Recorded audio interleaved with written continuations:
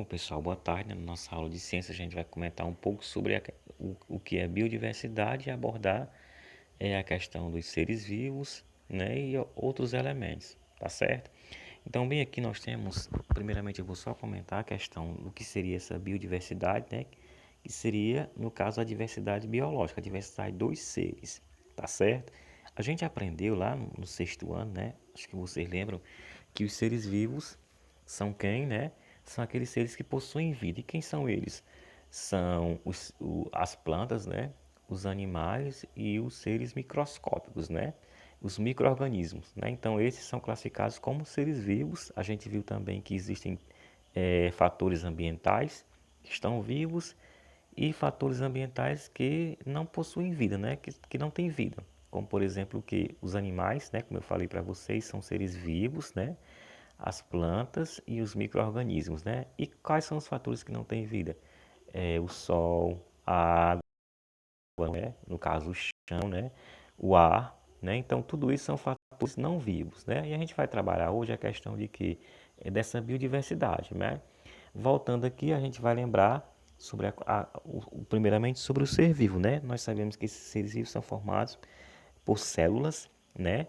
E essas células elas podem ser procariontes ou podem ser eucariontes, né? Para quem não lembra, a célula procarionte é uma célula que não é muito desenvolvida, né? Ela tem menos coisas, né? Menos organelas do que a célula eucarionte. Por quê? Quem são os seres procariontes? São as bactérias, né?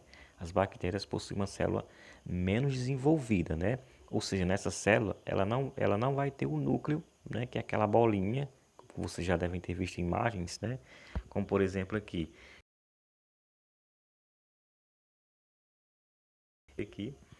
E aqui eu não tenho uma bolinha no meio dela, ó, célula bacteriana procariótica, né, dos procariontes. Não tem uma bolinha, ou seja, a célula procarionte, né, ela não possui um núcleo celular, né?